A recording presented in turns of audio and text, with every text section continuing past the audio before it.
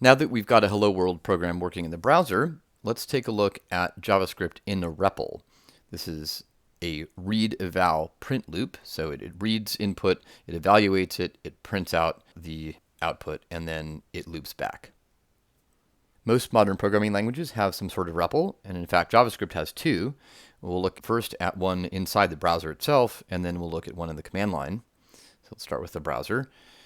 This requires using the browser tools. Some browsers have browser tools enabled by default, like Chrome, for example.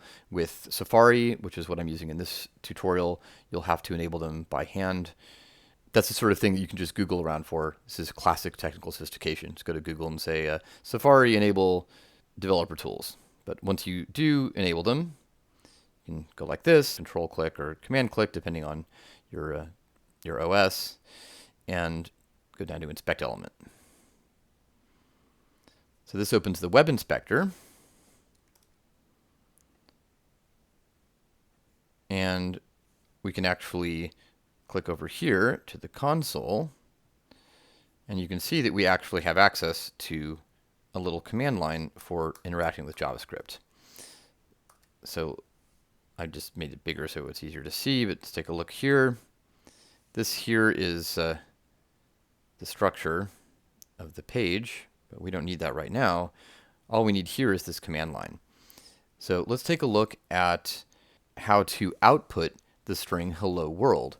You may recall with command line, you can just do echo hello world. So this is the equivalent of that. We're just going to have JavaScript print out hello world inside this console. So the way to do it is using what's known as a JavaScript object. This is actually much more complicated than in most other languages. And that's because JavaScript was designed to be something that lived inside a browser. So the way you print something out is you tell the console, like that you want to output to the log. So the way you call this log function is with a dot log. So console.log, and then you give it an argument. We saw this before with the alert. Hello world, and then you can put the semicolon on or not. It doesn't really matter, but again, for consistency, I'll generally add it. And there it is. Look at this. Hello world. It output it. You might note here that it says undefined. This is because console.log, like most things that print things out in programming languages, operates as what's called a side effect. It doesn't actually have a return value like the number 1. So here, the number 1 is the return value. Console.log doesn't return anything. It returns an undefined value. And it prints out hello world, in this case, as a side effect of being executed. That's not all that important a distinction right now, but I just wanted to explain why it says undefined. And in fact, we'll see this again in just a moment when we look at the command line. By the way, you can use the up arrow like this to get previous things, just like at the command line, to show you that you can execute this without the semicolon. Works just the same. All right, well, let's take a look now at the command line. Here we are. We're going to be using a fast and very commonly used execution environment for JavaScript called Node.js or Node.js. And often it's just called Node for short. So in order to use Node, you'll have to have it on your system. You may recall from previous tutorials that you can type the which command to see if a command is on our system. And so you can see on my system, it's in user local bin node.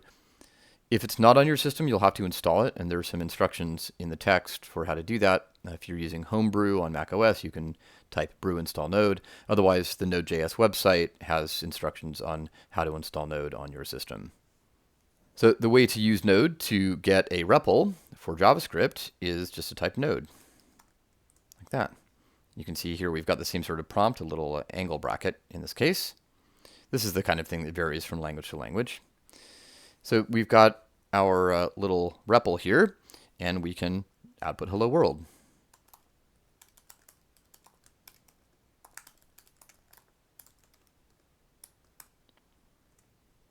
Oops, okay, so this is great. You can see that I actually made a mistake. I like to leave these in the videos because I think it's instructive to see that, well, among other things, that I make mistakes, even though I've been doing this for a while.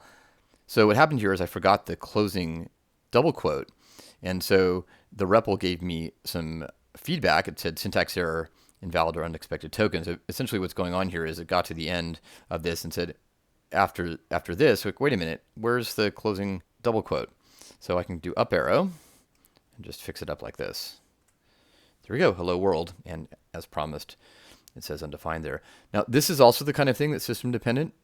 It could be on some systems, some browsers might not show undefined. So this is also part of technical sophistication, is being able to ignore things if they're not important. And knowing what is and isn't important is part of that sophistication. So this is a really big step toward doing modern JavaScript development, because we're no longer tied just to the browser. We can actually use the command line. And we'll see in the next section how to make a file that can be executed as JavaScript code. To do that, we'll have to exit the Repl, which can be done by typing Control-D. All right, now we're ready to go.